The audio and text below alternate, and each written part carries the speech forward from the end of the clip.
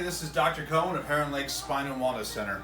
Today I want to talk to you about something that most of us do every day of our lives, and that is when we go on our cell phones, we like to text like this. We like to call that text necking. What happens is a lot of us are complaining of headaches, they're complaining of neck pain, and so on and so forth. I want to show you a very simple thing to do to prevent this from happening. It's very simple. Instead of texting like this, bring your hands like this, bring your elbows into your sides to support you, and text like this. We see this very often in our office.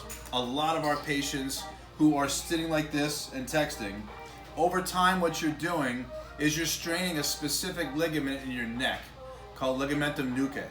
That's the ligament from your occiput that goes actually to the base of your neck.